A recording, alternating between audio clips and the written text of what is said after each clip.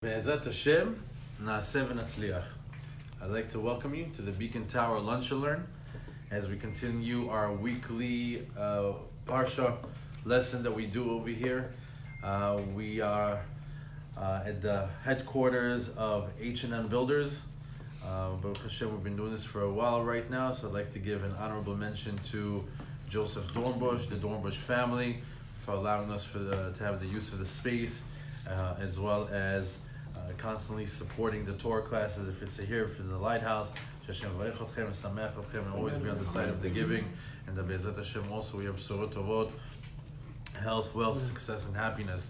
Also want to give an honorable mention to another pioneer that has been putting this class together. It's in his memory that we're already on our third year doing this. Judah Mendel and from Mendel Law.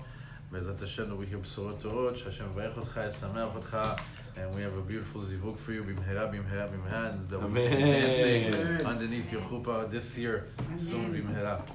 Okay. Also, want to give an honorable mention to Hummus Factory, our sponsor. That every single week, make sure that we have a nice, beautiful spread over here. They have a couple of locations, one on Sterling, one in Boca. I definitely recommend their food, fresh, tasty, and in my opinion, the best pitas in South Florida. 100%. Right? Mm-hmm. Okay. I also like to dedicate this class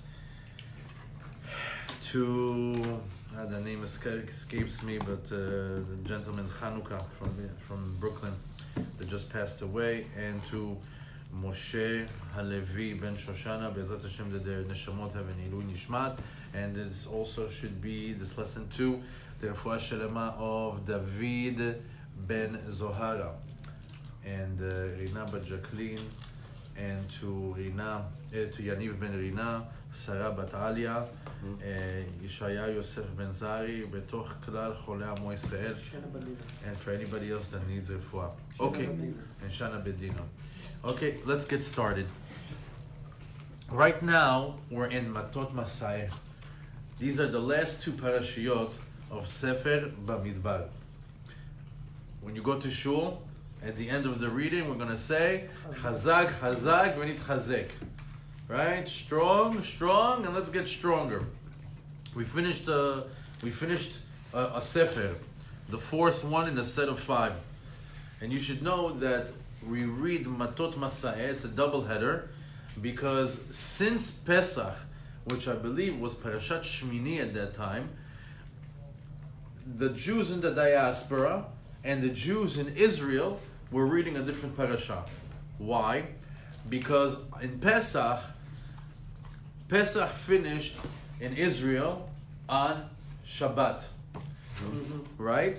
So they were already reading a different parasha, the parasha of the following week. Us, we weren't able to read it because it was still the holiday for us, because we have 2 days over here, so we had to read the reading of the holiday, and we had to push the reading of the Shabbat reading to the following week. So, for almost 8 weeks, for maybe around 8 weeks, every single week there'd be one parasha ahead, and we're one parasha behind. They're one parasha ahead, one parasha behind, until this week, when we read Matot and Masai, and we all catch up together. Mm-hmm. So a question that I had was like, why didn't we just catch up to them the following week? Or somewhere in between? Why exactly why did we wait 8 weeks to catch up to them? Couldn't it have been done in a different week? So I found out that it's not so simple. You can't just put parashiyot together and be like, okay, let's catch up now. Let's say this is the right week to put them together for whatever reason. Mm-hmm. Apparently, only certain parashiyot can be combined and for specific reasons. And in this book that we're in, the Sefer Bamidbar, the next stop, the next part, this next place where you can actually put two parashiyot together is in Matot Masai. So that's why we had to wait up until now to do it. Because before that, those parashiyot were not able to be combined. I heard of an opinion that Balak and Chukat were able to in certain times, certain situations, but the popular opinion is that the next time that we can have parashiyot that we can combine was Matot Masai, and that's what we're reading it right now. So it's always good to know why things are happening. Because I know sometimes when we go to shul, when there's a double header or there's just one, we don't understand. How come this week 2? How come that week 1? So it's nice to have the reasoning behind it. And when we get to this part of, we're saying Chazak, Venit Chazek, this particular Shabbat, there's a special meaning to it. Why? Chazak in Israel, Chazak in the Golah, and now together, Venit Chazek. It's like all of a sudden we're uniting again, and we're moving forward with the last parashah, with the last sefer of Bamidbar. I'm sorry, Devarim. Now,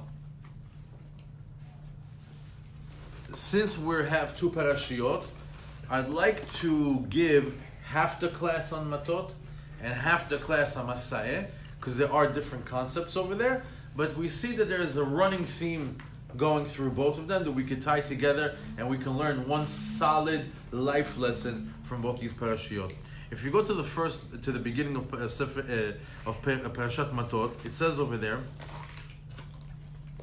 וידבר משה אל ראשי המטות לבני ישראל לאמור, זה הדבר שציווה אדוני. Moshe speaks to the heads of the tribes to tell Bnei Israel, to tell the nation of Israel, זה הדבר שציווה אדוני. This is exactly the thing that Hashem commanded. What is it? איש כי ידור נדר לאדוני, או הישבע שבועה לאסור איסר על נפשו, לא יחל דברו ככל היוצא מפיו יעשה. It says a person that is going to make a neder, a promise to God. Like when we say, I swear to God, or I promise to God, or or not even, you don't have to say I promise or I swear. You just have to say, I'm going to do it. If a word comes out of your mouth where you are committing yourself to do something, ki yidor neder, if he did a neder, or he shava shura, or he swore, le'isor isar anafsho, in order for him not to do something. You know what? I'm never going to eat non-kosher. I'm never going to go to the movie theater anymore. I'm never going to miss praying in minyan again. He puts on himself some sort of a restriction. Lo yachil devaro. First of all, you're not. Can you do that? Can you put yourself on certain restrictions? Can you add to yourself more? Can you add? Hashem says no. He says, I gave you 6:13. I didn't ask you to do 6:14. I didn't ask you to do 6:18. Or right. Also, you can't do less. But over here it says, don't take a shvuah upon yourself more than what.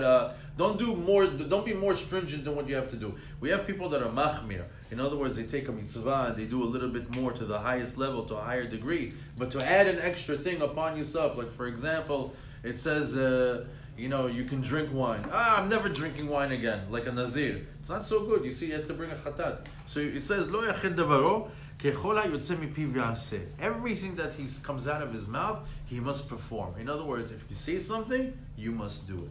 If you commit yourself in words to a promise, to a swear, to some sort of commitment, you have to come through with it. You have to do it. So this is very interesting. That you must keep your promise. The Torah tells us in this pasuk, Kechol hayotze mipiv yaseh.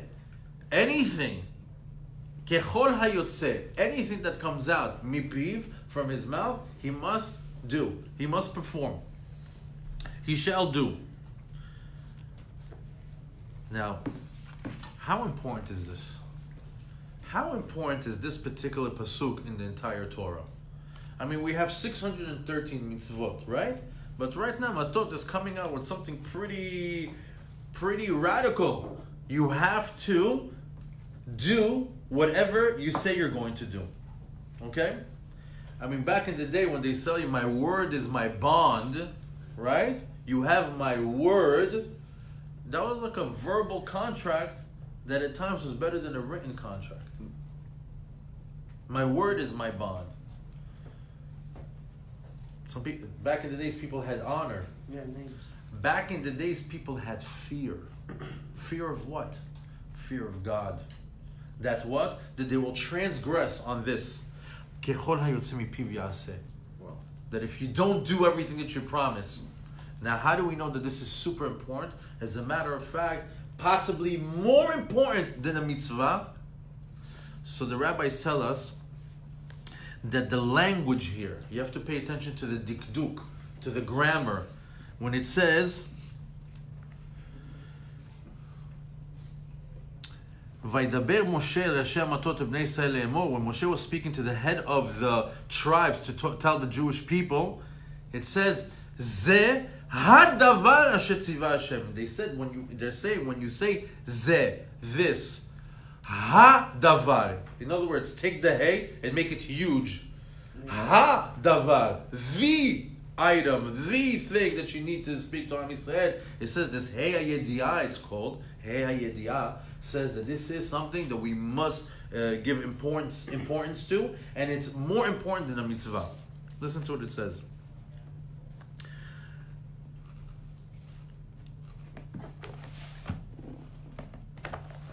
What's so important about keeping our word? This Hey HaYediah is letting us know that when a person makes a promise, or a neder, or a shvuah, it reaches a very, very, very high place in the high heavens. More than standard places. So in other words, there are certain mitzvot that they reach certain gates in the heavens. Certain ones reach a much higher level. Like for example, a mitzvah that you might think that is not so huge or big, yet it reaches the Kisei HaKavod. Do you guys know which one that is? Kisei HaKavod, that's the throne of glory of a Kadosh Baruch Hu. The ultimate place. It's in the seventh heaven. It's super high. Which beracha you think reaches the Kisei HaKavod? The beracha of going to the bathroom. Asher Yatzal. Right after you go to the bathroom, you make a bracha.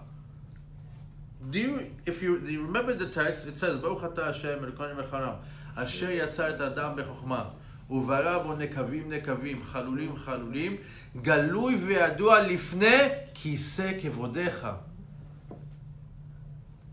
This bracha comes in front of Kisei HaKavod. Why? Hashem wants to know you're okay. Hashem wants to know that everything is okay with the body. Hashem wants to know that you're thankful that your body is working properly. Asher Yatzar is a blessing that has a lot of power, and not only that, you know how many tubes, how many different organs we have working over here? It's an absolute miracle every second that they're working properly. And when they're working properly, it's a good time to say to Hashem, Hashem, thank you. Thank you for my health. Thank you that everything is working good right now. And later on, when you need health, it's good to say that bracha also. Hashem, I need refuah. It's a big, big bracha. But just you would never think that this bracha cuts all the red ropes and all the high heavens and reaches Kisei HaKavod. But it does. So, nedarim, shevuot, promises, swearing, words that commit you to certain actions or certain deeds, reach a very, very high level in the heavens. That's how important they are. And because of that, it has the power to build or destroy the high heavens. And I'll explain that in a second. Not keeping your word, being a shakran, being a liar, because if you don't keep your word, by default, you are a liar. Because saying what you're going to do, that's truth. That's emet. Not doing it, that's sheker. It destroys the high heavens. You should know that we create worlds with our words. It's going to be very hard for you to grasp this, but this is a Kabbalistic concept that we build worlds. As we do mitzvot, as we do certain things through the day-to-day that are connected to Torah, mitzvot, and ma'asim tovim, we were building worlds in the Shamayim. What does it mean? I don't know. I don't know what that means. But that's what the rabbis tell us. And on the same token, when we don't do mitzvot, when we don't keep our the Torah, mitzvot, and ma'asim tovim, we destroy worlds. And as a matter of fact, when we make a promise or a swear and we don't keep it, we're destroying those upper worlds. Furthermore, when a person promises something and he doesn't keep it, there's a mazik, a menacing angel that's created. not only is a Maszik, he's also a Mekatreg. You know what's a Mekatreg? He's like a prosecutor that's against you in the Shamayim. And he is against that person every single time his name comes up for anything. So when a person comes up in the heavens for Parnasa, for Zivug, for health, for anything that a person might need in his day-to-day life, as soon as he comes up, oh, can we give him money? Oh, can we give him health? Oh, we can give him a zivug? Come this prosecutor, come this mekatreg. He's like, no. Why? He's a liar. He doesn't keep his word. Look, he promised last month. He promised last year. He promised it, and he's not keeping his word. And you know what happens? He's very powerful. He's able to neutralize whatever's supposed to come to you. They say even if you're a big Torah learner, even if you have big mitzvot under your belt, this particular mekatreg has the power to nullify that power by not keeping your word. Because we know that the signature of HaKadosh Baruch Hu is what? He has a ring. Don't imagine it like a human hand and a human ring, but they say Hashem has a chotemet, has a seal. The stamp that he uses on Yom Kippur to stamp, what we say? What do we say at the end of Yom Kippur? Techatemu No, Gmar Chatima Tova, right? What's Gmar Chatima Tova? Besefer Chaim Tovim, Tikatevu v'Tichatemu. You will be written and you will be sealed in. What's the seal? Hashem has a seal, a ring that says on it Emet. Aleph, Mem, Taf. Emet. And he seals it. That's the ring of Hashem. That's the stamp of Hashem. Emet. Emet is one of the biggest things, it's one of the biggest pillars that the world is standing on. You know, if you look at the Jewish, the Hebrew alphabet, Aleph is the first letter, Taf is the last letter, Mem is the middle letter, and what's Emet? Emet is something that has feet, something to stand on in the beginning, in the middle, and in the end. So let's imagine the shape of the letter Aleph. It has two legs, right? It stands on it. The Mem, what does it have? It has also like a nice solid base, and a Mem, it has something to stand on. The Taf, what does it have? It has two legs and nothing that's sticking out. Emet, in the beginning, in the middle, and the end, it stands true. Lies, what happens? In the beginning, they sound 90% there. You get to the middle of the story, you start to find it's starting to be a little shaky. It comes to the end. That's why sheker, if you look at the sheen, what happened? It comes all to the middle. No legs. The kuf, no legs. The resh, no legs. It falls. The sheker has no legs to stand on. Emet has legs to stand on. It's true in the beginning, in the middle, and the end. So this mekatreg is in the Shamayim. And even Torah and mitzvot cannot save a person. Could you imagine? You know, even not big Torah learners, even simple people are scared to swear. If you ever see somebody, you tell him to swear. I don't swear. Even if he's not. If he doesn't keep Torah mitzvot, we know that most people don't swear. Why? We know. We don't take God's name in vain. Oh, swear to me on the Torah. Swear to me, there's people, the minute you tell them something, tell me that the Heat won last night against Golden State Warriors. Swear to God. Swear on the Torah. Swear on your children. Swear on your eyes. Swear on wow, relax. It's just a basketball game. People want they want you to swear. Or sometimes, there's it comes into money. And people pull out that card. Oh yeah? If that's true, swear to me. Swear to God that that's true. Hey, listen, I don't swear to God. Even simple people, they'll stop and say, I don't swear to God. Why? Not allowed to. Oh, you're a liar. I'm not a liar. I just don't swear to God. As a matter of fact, the Gemara talks... Unless it's true. Huh? Unless it's true. Even though we don't. You're not going to pull out the name of God for this guy. You don't believe me? Take me to Bedin. I don't have to swear to you. Let me show you how serious it is not to swear. The Gemara talks about a guy that was accused of stealing. He didn't do it. The item was almost like $100 item. They tell him, you know what? You didn't do it? Come to Bedin, put your hand on a Torah, and swear that you didn't do it. He says, what? Swear? You want me to swear? He says, even though that I'm 100% innocent, take the $100 and I don't want to swear. Even though he's innocent. The Gemara talks about it many times, that the guy says he opted out.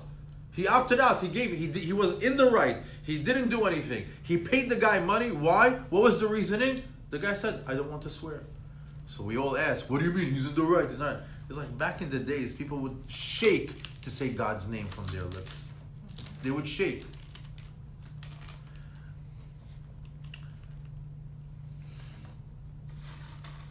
A lot of people also used to be that scared of Shabbat.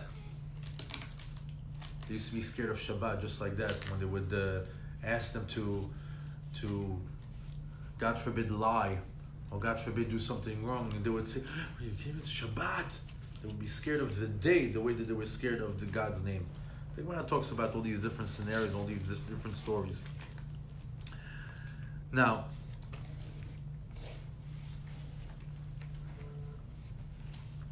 it's pretty rough if you think about it, how intense it is. As a matter of fact, I believe that not too long ago, I started to read the book, How to Reach Financial Success by Rabbi Arush.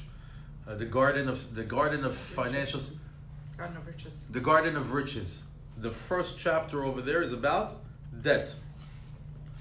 And the rabbi goes over there, very, very tough chapter to get through.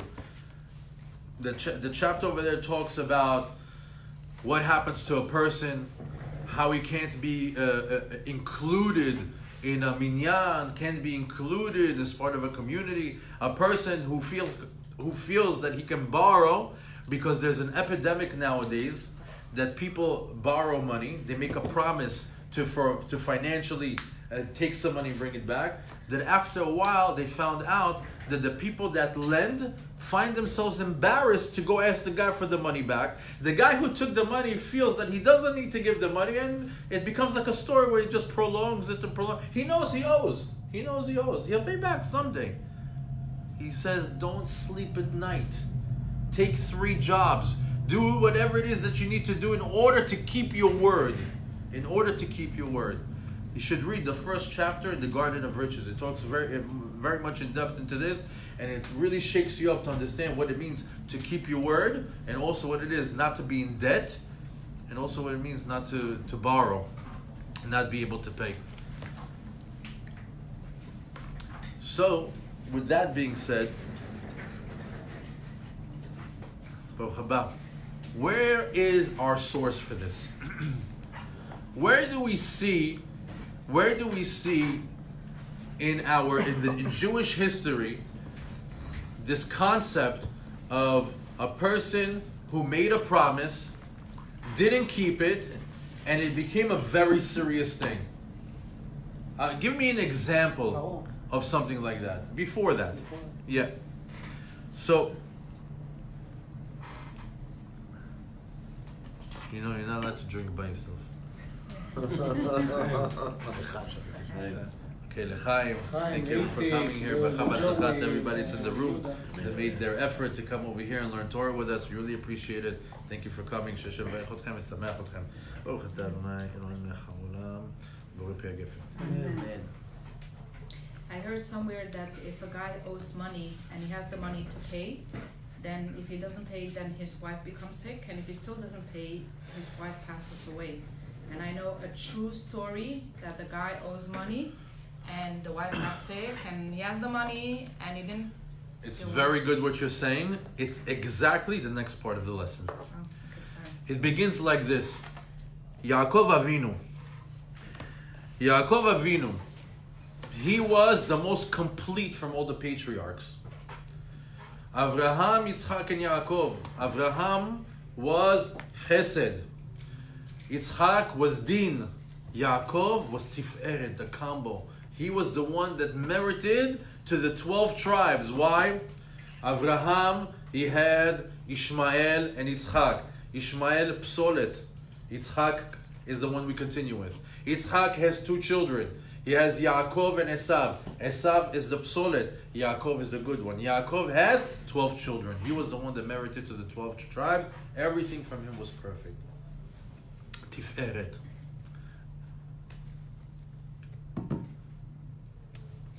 And yet, when Yaakov ran away to Haran from his brother Esav, remember in Bereshit we have that story where he's scared for his life from his brother.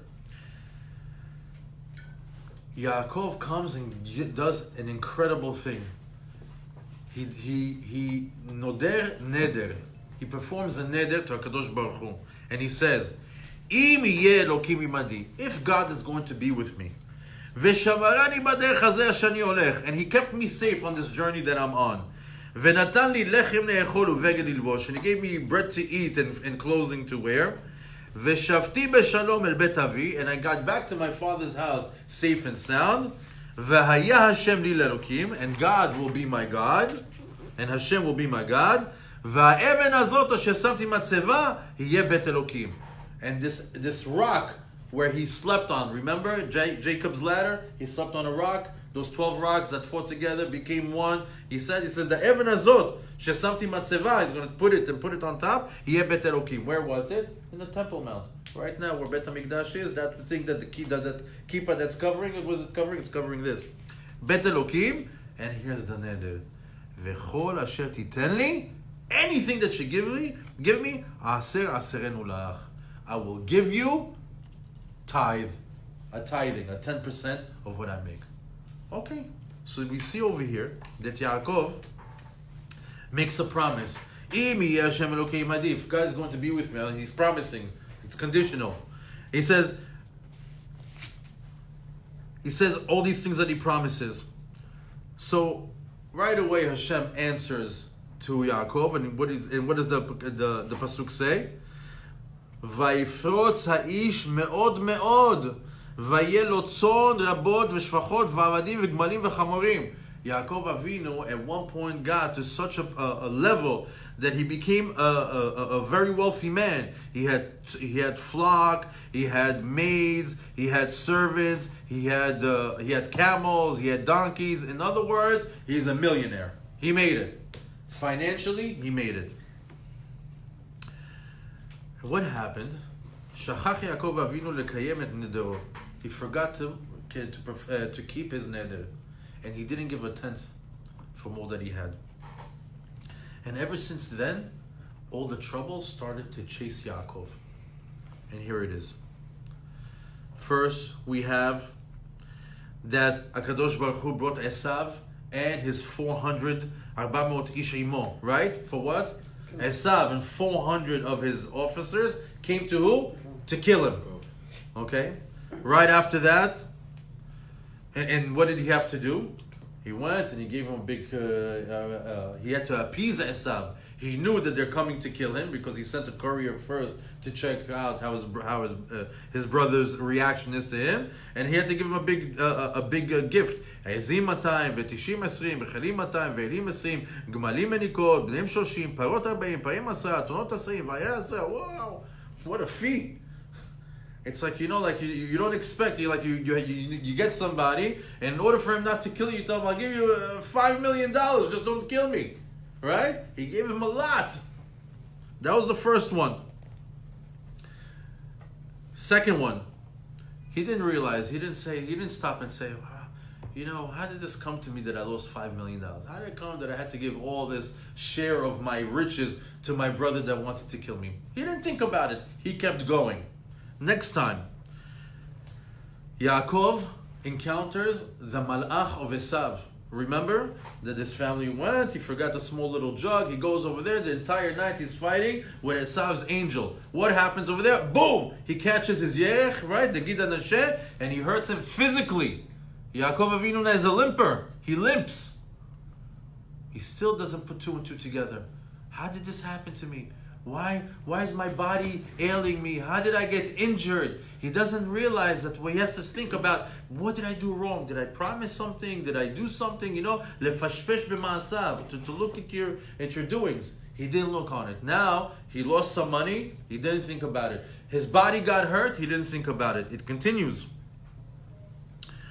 After that, we have the story that his daughter Dinah was taken by Shechem ben Hamor. She was raped. His own daughter was raped. And even then, he didn't think, why is this happening to me? What happened? Why did the daughter of Yaakov Avinu got taken by this guy? He doesn't understand. Problem after problem after problem after problem. And it continues. Rachel Imenu, when she's giving birth to who? To the last one, Binyamin. Right? You already had Yosef. She comes to give birth to Binyamin. What happened? She dies. His wife dies while giving birth. Like your story that you said. There's a source for it. And he doesn't die, and he doesn't think. He still hasn't been able to connect it that he made a promise to God to give 10% of his money, that this is all because of that. Because we said, what happened? Is there a bigger tzaddik than Yaakov Avinu? But look what happens when you promise and you don't keep it. Then HaKadosh Baruch Hu says, עד מתי יהיה הצדיק הזה לוקה ואינו מרגיש באיזה חטא לוקה? He says, how many times is this tzaddik going to get it on top of his head, one tragedy after another, and he doesn't understand why he's getting all these hits? הריני מודיעו, I'm going to go tell him. HaKadosh Baruch Hu had mercy on him. He's like, you know what, he's not getting it. Let me explicitly tell him what it is. ויאמר אלוקים אל יעקב, קום עלה בית אל. God tells him, go, get up and go. Go to Bet El. Where's Bet El? Jerusalem. Why Bet El? Bet, house, El, God. The house of God. Where's the house of God? In Yerushalayim. ושב שם, ועשה שם מזבח לאל הנראה עליך בברכה מפני עשיו ואחיך. He says, and go over there and build a mizbeach to the God that revealed himself to you when you were running away from your brother. He was like, let me bring you back to the point. Remember when you were scared from your brother, you were scared for your life, you ran away, you made a promise? He's trying to bring him back. אמר לו הקדוש ברוך הוא, לא הגיעוך הצרות האלו, אלא על שכת נדריך. All these hardships that came upon you is just because you delayed your promise. You delayed keeping your word. You delayed paying up on your neder. אם אתה מבקש שלא יגיעך עוד צרה, and if you don't want any more things to come and happen to you, קום עלה בית אל, get up and go to בית אל, go to ירושלים, ועשה שם מזבח, build over there a מזבח לאותו מקום, שנדעת לאישים נדר. Go over there to the place that you made that promise. In other words, he brought him back to the point. Here you promised. Here you promised. Go back and keep your promise. He brought him right to that spot. Is there anybody bigger than Yaakov Avinu that we can learn a lesson from? He made a neder, and look what happened to him. We had it once. It happened, money with Esav. Then it happened to him begufo, his own leg. He became a limper. He started to limp. Then it hit his children with Dinah that got raped by Shechem. Then his own wife died. Look at how serious things can get. Chas v'shalom, when you just tell a guy, lend me $1,000 that you don't pay. Or if you make a neder and you don't come through on it. Or if you make a promise and you don't keep your word. When you speak something and you don't keep it. When your emet becomes sheker.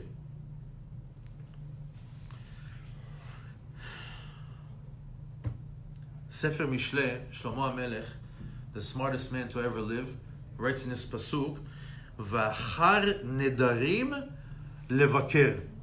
It says over there that after a person makes a neder, levaker. You know what's levaker? To visit. What happens? They say as soon as a person makes a neder, what do? They write it down. And if right after they write it down, what do? Every single day the malachim go and says, let's go visit all the people that made nedarim. Let's see what they're doing. V'achre nedarim levaker. Let's go visit. And what happens? The kitrug. Look at him, another day passed, he didn't pay. Look at this, he has money to pay and he's not paying. Oh, look at this, he completely forgot. Oh, look, he got a brand new car, got a brand new house, he still didn't pay the guy $1,000. Then what happens? The guy that he owns money is in a really bad spot. And he really needs the money. So what happens? The situation is even more serious right now. It's not like the guy is suffering because of you. He needs the money. And all of a sudden, the kitrug is even stronger. Look at that poor guy. He helped him, he did good. But right now, he's suffering because of him. You see how things are, what's happening behind the scenes.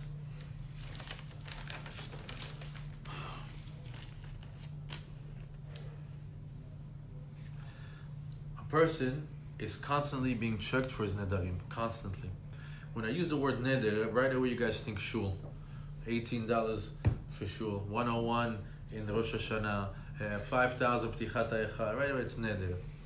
Neder or shvuah or kol hayotze mipiv. It's our everyday. I'll call you later. Bye. You didn't call later? Watch out. You know what? I'm going to send you that email. You didn't send that email? Ooh, there you go. We're not talking in the Shamayim. Let's talk right here. We're office people, right? Right? You know what? I'm going to drop off that thing to you right after work. And you don't do it. It's been 2 weeks. It's still in your office. What happens? You're not keeping your word. Or getting late for a place. Or coming late. You're taking the Not time. keeping your word. I'm going to take you to the store. You don't do it. You tell your child, I'm going to get you that toy. You don't get it. What happens? In the Shamayim, they don't see that it's a 2-second thing to send an email. They don't see that it's a $5 toy from Walmart. They say, neder, not kept. Big. You understand? So,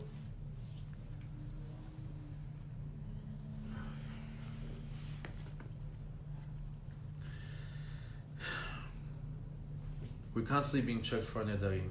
If it's kept, if you did a neder and you did on it, nothing to worry about. If not, mizikim. You have to wake up in the morning and understand there's a couple of bad guys following you, trying to not succeed. That's why it's also very good to sit down with yourself and be like, hey, what's going on? When's the last time I made a promise and I didn't keep it? Are there any outstanding debts in the shul that I have to pay? And I'm telling you, I'm speaking to myself because I'm checking every single box. Almost every single, if it's with my wife, if it's with my kids, if it's with my shul, if it's what, the more involved you are with people, I'll call you back, I'll text you back. Yeah, I'm going to do it, and you forget, and you forget. And the Shamayim, it's nedarim. Promises. Some more stringent than others, some are more serious, some are not, but they're still on some level. And every action creates a malach that says, hey, you gave me a job, I'm going to do my job. Why? They're employees of HaKadosh Baruch Hu. They want to do the best job possible. They're just doing their job. That's why it's very important to pay immediately. Aliyah la Torah, when you say, Aliyah la Torah, 101, 18, 52, sometimes you go to so many shuls you forget. Not because you're a bad guy. You just forget. Or sometimes, we get, I can tell you, for me, for sure, around the holiday time, sometimes you go to small shuls, for Rosh Hashanah, Kippur, on the second day already, everybody's tired. And there's a very big aliyah, but it's not getting the honor that it's supposed to. Or there's a sefer standing and people are not saying, for the honor of the sefer, for the honor of the aliyah, like, why no one? That's great, you're a tzaddik, oh, I love it. But later on, you just put yourself into a debt that you're not supposed to. What are you doing? You understand? You have to be very, very careful what happens during the time. Like, for example, some people walk into Rosh Hashanah and Kippur with zero debt. They walk out of shul with $10,000. Comes Sukkot, they owe $10,000 because they get excited. It's beautiful. They buy a sefer in Rosh Hashanah. They buy another sefer in Simchat Torah. A special aliyah here, a special aliyah there. They run up a tab. Comes now 2 months before Rosh Hashanah. It's still outstanding. What do you think happens during these 10 months? How many successes could you have had if you didn't do that? Your first thought was a mitzvah. But you know what? Because you didn't finish it, it's not considered a mitzvah. Now it's considered something else. It's considered you promised and you didn't keep. To make it a mitzvah, you have to pay and then, mitzvah. But right now you made a promise, you have to keep it to get the mitzvah. So it's very important that when you make a promise, if it's the Aliyah la Torah, or if you make a loan from somebody, or if you make a promise, even if it's not monetary, even if you just make a word, I'm going to take you to the store, I'll call you back, or even if make yourself like, tomorrow, I'm going to wake up in the morning, I'm going to learn one daf in the Gemara. Tomorrow, and you don't wake up tomorrow and you don't learn the Gemara, and the Shamayim, they say, hey, you owe us a page of learning. All these things are under the same umbrella. Tomorrow I'm going to wake up and pray nets. You didn't wake up praying nets. What happens? You made a promise. So I always also have to be very careful with the word. Bli neder. Even on a text. Bezat Hashem, bli neder. BH, add BN. BHBN. Bezat Hashem, bli neder. Bezat Hashem is not enough? You need the bli neder? If you're committing yourself to something, they ask me to come to a class, I say, Bezat Hashem, bli neder. What if I, without committing? Huh? Very important to because first of all, it's very important to keep your promise. And that's number one. Keep your promise. Keep what you say. But if you don't, bli neder. And also, it's very important to do hatarat nedarim. Certain synagogues, every Friday before prayers, hatarat nedarim for the week. Because there's an opinion that the neshama of Shabbat, the extra soul, cannot come inside unless you do hatarat nedarim. Why? Because this extra soul you get on Shabbat is for what? The extra neshama of Shabbat. People go and they dip before Shabbat, they cleanse themselves before Shabbat to become a proper vessel for this extra neshama, right? But if this extra neshama is coming to a guy who's a liar, I can't. So what do they do before? They do hatarat nedarim every Friday. Sometimes they do Thursday night, sometimes they do it Friday mornings. What? For whatever hatarat nedarim of the week. Whatever it is of the week. But we know the famous one is during the month of Elul, before Rosh Hashanah, we have all that. This Parashat Matot that talks about Nedarim, is also a reminder. We're 2 months before the high holidays. If you didn't pay your old debts from last year, before you go into shul again for another 2 months, whoever made a neder, it's a good time to get up in the shul. The rabbi said, anybody who made a neder last year, clean it up before we come into the next year you're coming into. So, to show that this concept of neder is so important, we go to the end of the parasha. It talks about Reuven, Gad, v'chatzi Menashe. Does anybody have an iPhone charger? Yeah? Can I have it? In the end of the parasha, it talks about Reuven, Gad, and Chatzi Menashe. Reuven, Gad, and Chatzi Menashe are 2.5 tribes that decided that they don't want to move into Israel. They decided that they want to be on the other side of the Jordan. They said, we have a lot of cattle, we have a lot of livestock. I have this. You have the plug fits somewhere? It's close? Yeah, where Rami is. Okay, Rami is, then that's going to be good. So they said, No? Behind Judah? Here, this book. Not here. No. okay. So they had a lot of cattle. And because they had a lot of cattle, and because the grass was very green and very the area of the Jordan was very good for grazing, they said we want to stay on this side of the Jordan River. So 2 questions come up. Why would they not want to go to Israel? That's number one. You spent 40 years in the desert. You don't want to go into Israel? And number 2, how come they had so much cattle? Didn't everybody have cattle? Right? So one answer is this. The reason why they wanted to stay behind, it says, V'mikneh rav lahem, that they had a lot of cattle. But the Mefarshim tell us, what's mikneh rav lahem? That the mikneh, they purchased, they got, v'tikneh lecharav. In Pirkei Avot we say, Kne lecha rav v'aseh lecha chaver, right? They say, v'mikneh rav lahem, mikneh, they purchased rav lahem. Who's the rav? Moshe Rabbeinu. They were very, very close to Moshe, and they wanted to be with the side of where he was buried. They wanted to be close to him because they had a very close relationship to him. As a matter of fact, they were a little bit different from the rest of the tribes of Israel. Why? The rest of the tribes of Israel, besides eating the man, they also ate animals. They also had cattle that they shechted and they ate. Reuven, Gad, and Chatzi Menashe didn't. They only ate the man, which means that what? They had more cattle than everybody else. And because they had more cattle than everybody else, that's what they said on the other side. However, if you look at the dialogue, Moshe gets very angry at them. How could you do this? What do you want to, you want to dishearten all the Jewish people just like the Meraglim did, just like the spies started to talk Lashon Hara about Eretz Yisrael. You want to do the same right before we go to Eretz Yisrael? What are you doing?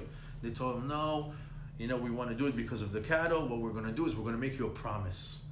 What's the promise? that we're going to go and fight on the front lines of Eretz Yisrael to help all the Jewish people conquer all Eretz Yisrael, which is 7 years fighting, 7 years dividing, and only then we go back to the other side of the Yarden to be with our family. He says, if you're going to keep your promise, if you're going to keep your word, then I'll do it. So we see how important the last lesson in this parasha is Moshe Rabbeinu making sure that they're going to keep their what? Their word. You promise you're going to do it? They say, yes, we promise we're going to do it. Because you promise you're going to do it, then I'm going to allow it. The running theme of keeping your word. It was one of the most important things that they wanted to do. It says, as a matter of fact, if you go to the language over here is very interesting. If you go to Perek Lamed Bet, Pasuk Chav Gimel, look what it says.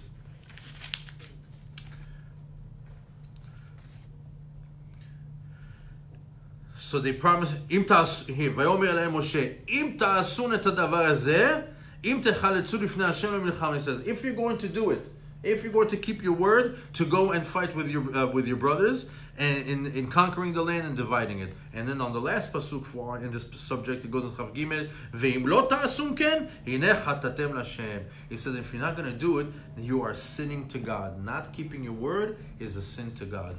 And that's how this parasha more or less ends. And keeping your word is so important that, as a matter of fact, some people even come back in a gilgul because they didn't keep their word. A lot of people that borrowed money and died before they can keep it back, before they can give it back, came back in a gilgul in order to give it back. As a matter of fact, sometimes you see people, they get into a situation where all of a sudden you have regular life, all of a sudden the guy meets this guy that he does some sort of business with, and all of a sudden he's out 200,000. Oh, what a story it is. And all of a sudden the guy disappears. It's like a chapter. The guy comes into his life, their business for like a year or two, he loses money, the guy disappears, and life goes on. And people say, oh, what happened? You have to understand that maybe in the previous Gilgul, it was the exact same thing. You took 200,000 from him and you disappeared on him. We're just evening out the debt over here. That's why a lot of times it's very hard to accept life if you don't understand that there's things that come into your life that are evening out old debts that you're clueless to. You always have to tell Hashem, I don't know what this is about, but Be'ezrat Hashem, that this be the tikkun for this life and for previous Gilgulim. Because you don't know what your mouth did in a previous Gilgul that right now it's repairing.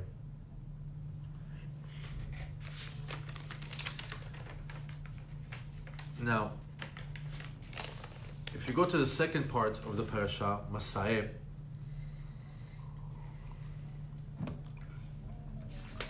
you notice something right away. The Jewish people have 42 journeys in the desert, and the entire time, when they're describing the journeys from one place to another, it always says, Vaisu me'etam, vayeshev. Wait, let me give you a different one.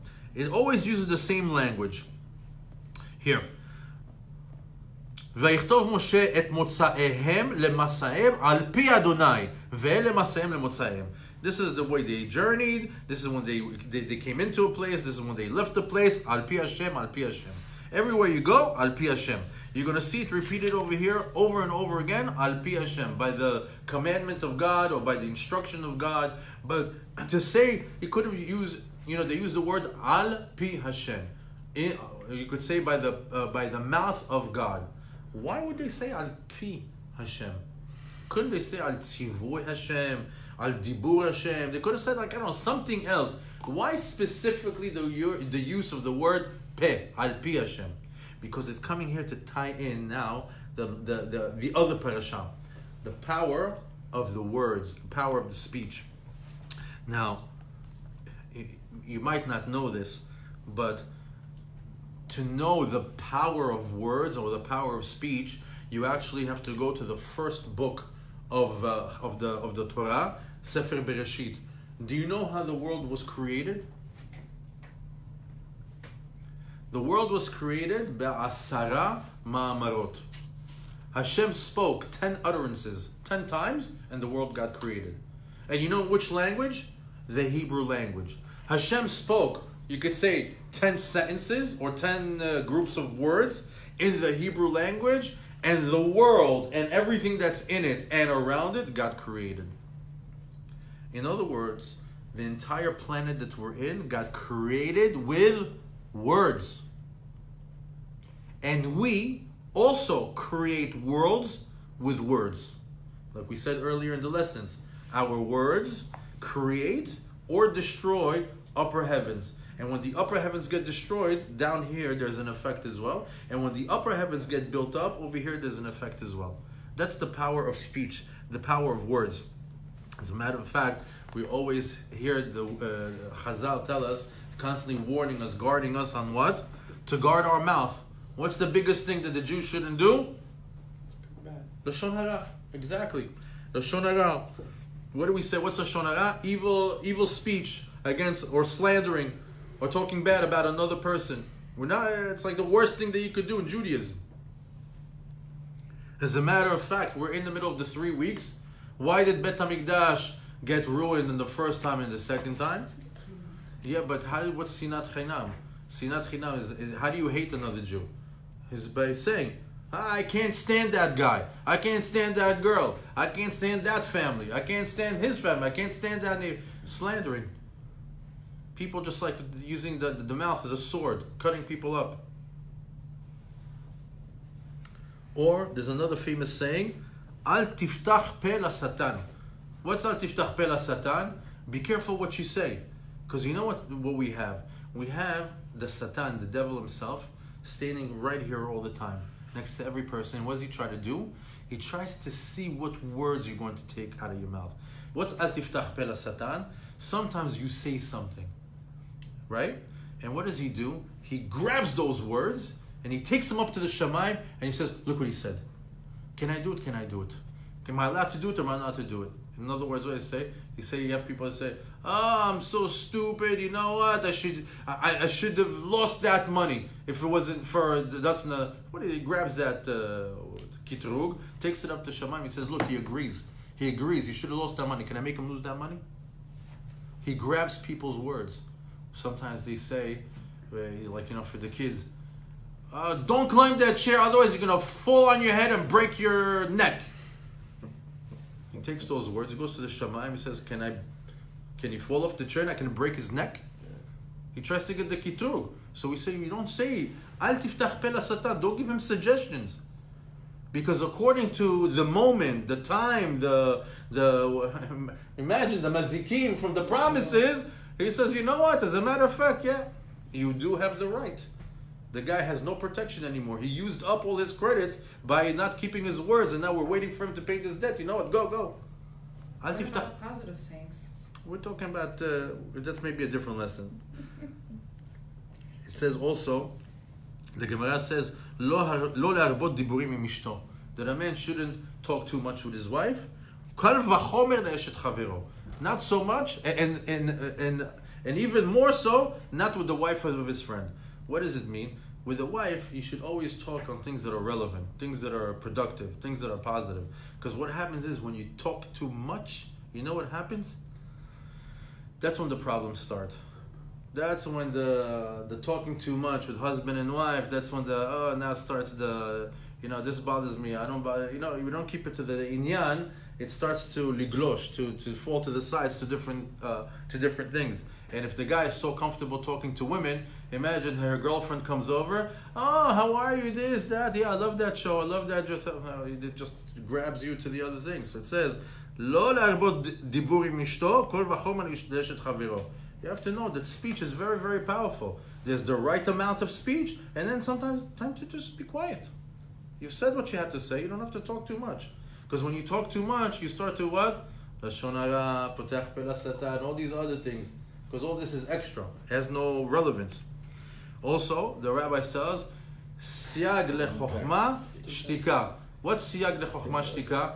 If you want to, if you want to create a border in order to become smart, shtika, be quiet. You don't have to be the most talkative person in the room.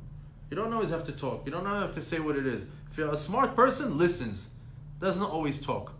Again, everything to do with the mouth. We have so much concern. These are things that almost every single day you hear from rabbis and from classes. Also it says, Netzor leshonecha mera v'siftotecha midaber mirma. Right? What's Netzor leshonecha mera? Stop your tongue from speaking bad. V'siftotecha midaber mirma, and your lips from talking trickery. Sur mera v'asetov. Move away from the bad and do good. So this proper and improper speech that we have, the speech, there's talking that helps, like the Torah, mitzvot, maasim tovim, things that are relevant, and then things that are improper, like lashon hara, talking too much, talking and not listening. And we know that it destroys or builds upper worlds and lower worlds. So when it says Netzor leshonecha mera, sur mera v'asetov, this whole concept of move away from good and cling on to the good, move away from the bad and cling on to the good. All these are a concept of a tikkun that we're all here to do. What's the tikkun? Tikkun hadibur. We're here to fix the speech. We have here a tikkun. We always have here like a task that we have to fix. The tikkun of speech, the fixing of the speech. What is the tikkun of speech? What is so unique about it? How did we get into it?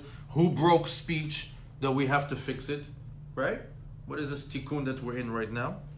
So this tikkun hadibur is from the time of Bereshit. Because in the time of Bereshit, what did we have? We had the original sin. What was the original sin? It was Adam and Chava and the Nachash. What did the Nachash do? The Nachash lied, right? He convinced Chava to eat from the tree, nothing is going to happen to her. And since then, we're all paying for everything else, right? Death came into the world. Baruch Hashem, but it's all tikkun hadibur from the speech. Never stop paying. So this tikkun hadibur that started in Sefer Bereshit is coming almost to an end in Sefer Bamidbar. If you take Sefer Bamidbar, what does it say? Look at the word Bamidbar. Bet medaber. Right? Midbar, medaber. Bamidbar, bet medaber. What's bet medaber? Bet is to medaber. You could either say the truth, or you could either say sheker. Emet or sheker. Bet medaber. Telling us, remember we had, I don't think this is plugged in. Give it to me.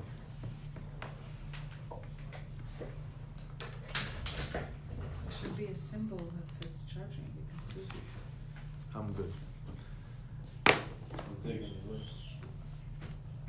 plugged in. So the lesson in this sefer that we're finishing over here, Bamidbar, that is bet medaber. Then remember, don't be a double talker. Emet v'sheker is to remember to keep your word. It's like the ending lesson in this book is emet, promise, neder. That battery is good enough if you want, by the way. And it took us 42 journeys in the desert to reach this level. With many trials and tribulations, we had, from the time we left Mitzrayim up until the time we got to enter Eretz Yisrael, is 42 journeys. They're called Mem Bet Masaot. 42 journeys. So right away I want to ask, why 42? Right? Why 42? Why not 41? Why not 27? Why exactly 42 journeys? So the rabbis tell us that they needed exactly 42 journeys. Because only on the 42nd journey they reached a certain level that they were able to enter Eretz Yisrael. Up until then, it was necessary every single journey that they went through. So if you go from the time they went from Eretz Mitzrayim, from Mitzrayim to Har Sinai, it's exactly 10 journeys. Right after Yetziat Mitzrayim to Matan Torah is 10 journeys. From Matan Torah to the last one is 32 journeys. What's the gematria of 32? Lev, heart. It says that they needed 10 journeys, 32 more to do what? To activate the heart. Verachmana liba bae. Hashem wants the heart. And when they were able to get to that part, then they were able to do it. And the rabbis tell us that every single person has 42 journeys in his life. We all have 42 chapters in our lives. Right now you can sit down and you can say, yeah, I remember when I was a kid. Oh, I remember when I was... You can almost say like these slices of life when everything was like a microcosm. Yeah, I remember when I was living in Brooklyn and I was working for this company for 2.5 years. And then after that, right away, I went to somewhere else. Then I used to work in Manhattan and I was going out with this and I was having that. It's like almost you could do that. And then I moved to Florida and then I moved to Vegas. And then you could see that almost... Each one was a chapter, and you could almost divide, and you can see that there were special players in each chapter. Like those friends, those people, those almost, they were like so relevant to that chapter. You think you were so connected to them forever. And then life changes, and it's a different group of people, a different group of players. As a matter of fact, maybe this right here is a chapter. That maybe in a few years, everybody goes somewhere else and they say, oh, remember Aventura? When we used to go to Lighthouse and we used to go to Beacon Tower and it used to be the lunch and learn. Yeah, now I'm doing this. It's chapters. Everyone has 42 chapters in their lives. Everyone needs to go through 42 chapters in order to come to a complete. When do you get to the final chapter, to your real life story? Is when the lev is active. What happens when the lev is active? When you and Hashem are connected in the heart, remember that you have a dwelling place for God in your heart and you're connected, then the gates open up to come to Eretz Yisrael. What do you mean? Come to Eretz Zavat Chalav Udvash. Come to the place that you always want to be. Right? We always have like a finish line of how we want to be in life. The finish line for a Jew is not a penthouse and a Bentley. The finish line for a Jew in his life is that the lev, the heart, and God are connected together. And it takes sometimes 42 journeys, Membet Masaot, to get there. And if you think about it, during this, right now we can wrap up Bamidbar. We can wrap up the journey of the desert. And if you just look back, just in the past few weeks, oh, that's right. I remember the Mitonenim, remember when they complained? Oh, remember Korach and Adato, the Machloket. Remember the Lashon Hara of the Meraglim. Remember the Chet HaEgel. You understand that each scenario or each event that happened was a lesson learned, another lesson, and another lesson. And each one was, some were lies, some were promises, some were Lashon Hara. Everything had to do with the mouth. Bet Medaber. Everything had to do with things that people said. Almost every problem that was in this book was about what people said, their speech. Our Hashem created our face in a way where we can surah merah. What's surah merah? That we move away from bad. How? If there's something bad that we don't want to see, what do? We close our eyes, right? If there's something bad that we don't want to hear, we can fold our ears. That's why they're foldable and they're not rigid, right? If there's something we don't want to smell, what do? We can close our nostrils. It's the only thing over here, our mouth, that has a double guard. Hashem gave us first the teeth and then the lips, a double guard. It's the one organ in the body that has two gates. Meaning before that tongue, and then there's the tongue. Before that tongue comes out and starts to say what it is, first there's a hard wall, the teeth. And then there's a flesh wall, Why? Because it's very, very, very powerful, the power of speech and how we use it.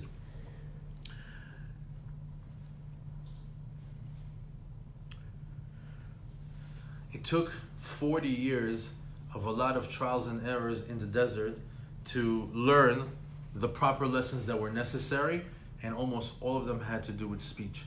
But the last lesson that God wants us to have in Parashat Matot Masa'eh is Kidor Neder, which is what?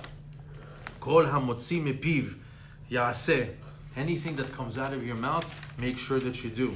And be very calculated with your words, because your words build and destroy worlds. And this week, when we come to the last end of the parasha, we say, Chazak, Chazak, v'nit Chazek. Have in your mind that we Chazak, Chazak, v'nit Chazek in our speech and its power.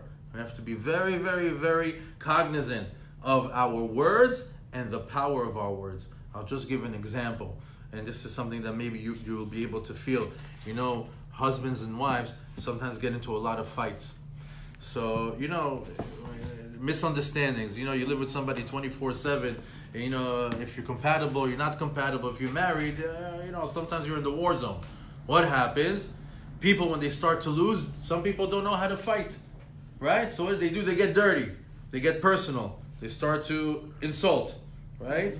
After they insult, they yell, they scream, and they become dirty in their language. And maybe I remember that I believe it was the Chafetz Chaim, was it? I don't know. I'm sorry, I can't recall the name of the rabbi. I believe it's the Chafetz Chaim that gave the example. He says, you know, be careful when you fight with a wife, with a woman. He says, why? He says, I'll tell you why. Go outside, and there's a tree outside. Right next to the tree, there's a hammer and a nail. Take the hammer and take the nail. He says, okay. He says, now go to that tree and take all those nails and hammer it on the tree. And he went and he put 100 nails on the tree. He says, okay, Rabbi, what do I do now? He says, now go take out the nails. He went and he took out all the nails. And he says, okay, now what, Rabbi? He says, look at the tree. He says, yeah, there's 100 holes in it. He says, that's the woman. You can hit her with a nail and hurt her feelings. You could even apologize and take it back. But the hole, it's never going to go away. He says, that's the power of the word. Sometimes the woman, or even people in general, a lot of people, you can fight with them, you can hurt them, put the nail in them. Sometimes you could even take out the nail and apologize. But you know what happened? They always get scarred. And that's the way we are interacting with people. That's the power of speech. That's on a day-to-day level I'm talking to you. But on a spiritual level, it's even higher. Imagine when we make that promise, when we put that nail in a tree in the Shamayim for something that is a neder, and we don't do it, and no aleinu v'lo alechem, it's not over a tree with holes, it's angels, mekatregim, that are coming to say, you owe me something, and until you owe me, I'm not going to let you advance in this world, not in the finances, not in health, not in zivug. Oh, Hashem yirachem. We're walking around thinking we're saints, we're giving tzedakah in the morning, we're doing chesed with people. But the number one thing on our list should be, more than anything, something that sometimes people don't think about, is what did I promise to do and I didn't do? What money do I owe and I didn't pay? Get that off your head. And Be'ezat Hashem, maybe that's the Yeshua that we're looking for every day. Be'ezat Hashem, Hashem v'ayich atchem, v'sameach atchem, and that we have a Shabbat Shalom.